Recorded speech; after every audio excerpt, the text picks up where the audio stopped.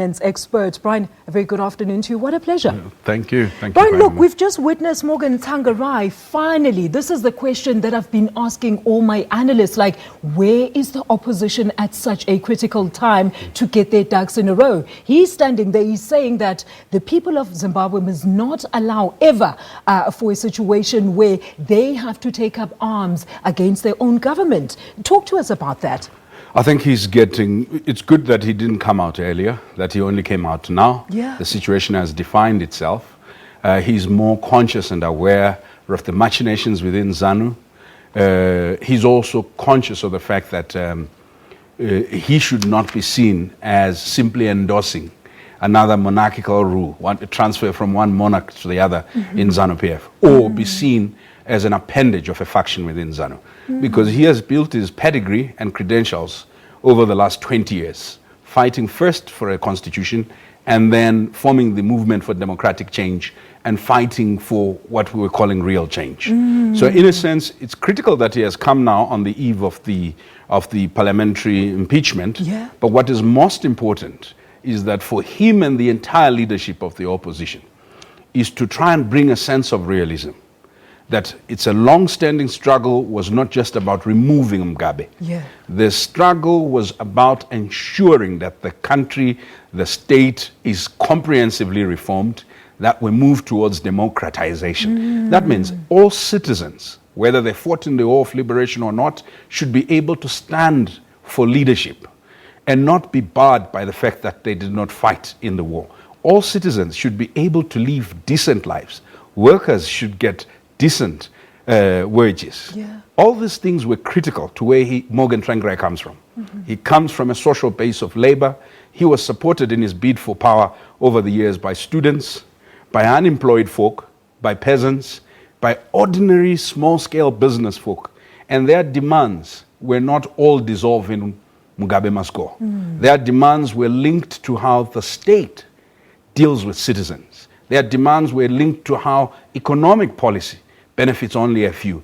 Their demands were linked to the fact that we have a lot of people within the one faction that has been removed and the faction that has come in within ZANU who are guilty of pillaging of public resources. Absolutely. So Tsvangirai would represent, and should in this moment represent, that call that reminds us, although we are partnering on this important project to ensure that the Mugabe retires, we are not partnering in a condoning impunity, because there were atrocities committed over the years including against his own supporters.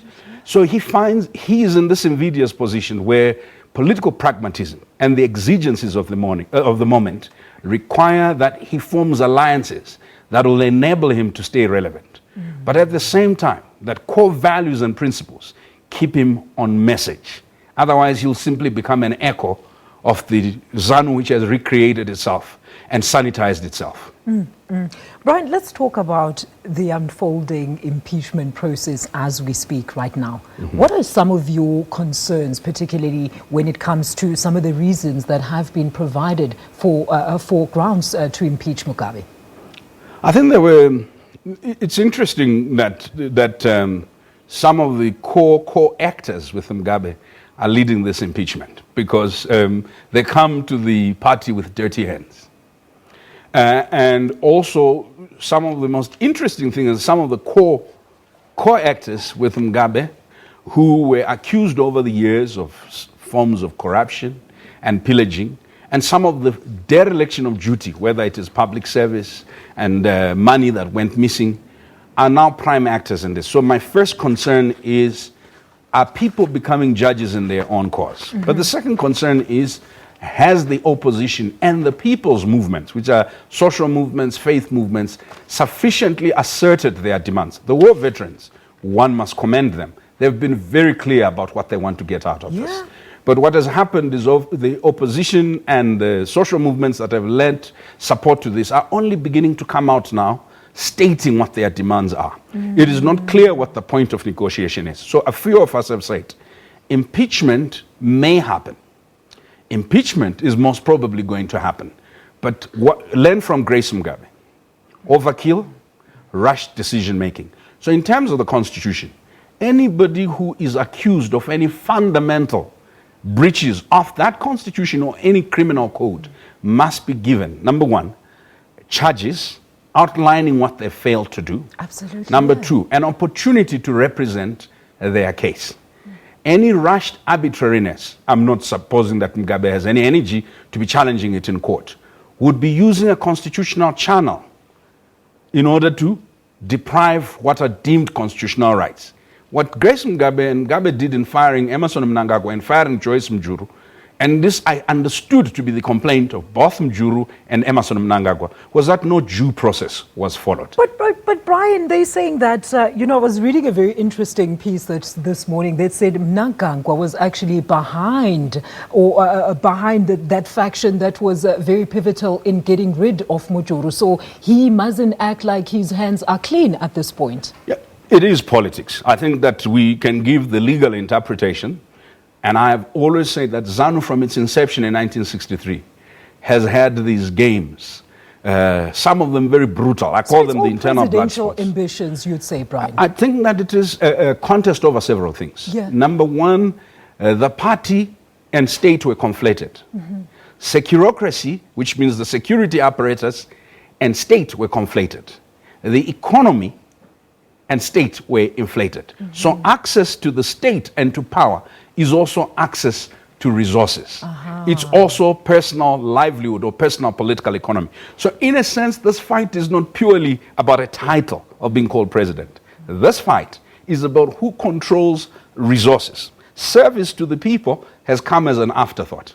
Because in 2008, when the people had voted Mugabe out, some of the characters who have now come as liberators were the ones who went to Mugabe and said, no ways. There's no way you can hand over power to the sovereign will of the people expressed through the ballot. Isn't that what they're saying about the army? Yeah, and for me, we've had a long period of being ruled by one person.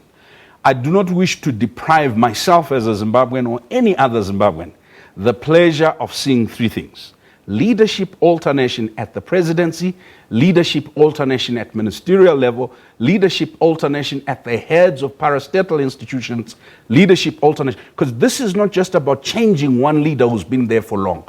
He's not been ruling alone. Apart from those who have died, there are people who proudly say they've been ministers since 1980. Surely their culpability for the decline our state is in cannot be any less than that of Robert Mugabe. Absolutely. So in a sense, if this is about change, this is about change of guard, change of leadership, I expect the liberator generation to say, we liberated the country. We are sorry. Because of blind spots we had in our government and our governance, we excluded the rest of the country except our generation. We have now come to this critical juncture. In asking Mugabe to leave, we are also saying we are ready to make way for fresh ideas, to new ideas. We are also saying the principle that there's no leadership by entitlement, that there's no divine right to rule because you fought in the war, is becoming entrenched. If our country does not move beyond that, we will be held hostage by anybody and everybody who claims to have liberated us, because they feel an entitlement and a right to rule. Nobody can seem to hold them to account, because if you raise questions about legality, questions about accountability, you are easily dismissed as being counter-revolutionary and anti the sentiment of the people. Brian, hold that thought. I'm going to keep you in studio. Let's quickly go live now to Zimbabwe, where we do have our correspondent, Norma Bolani, who is joining us, of course, via Skype. Norma, a very good afternoon to you. Do tell us there, you have been talking to some of the Zimbabweans on the streets there ahead, of course, of the impeachment proceedings this afternoon. Have the impeachment proceedings started? And tell us what's happening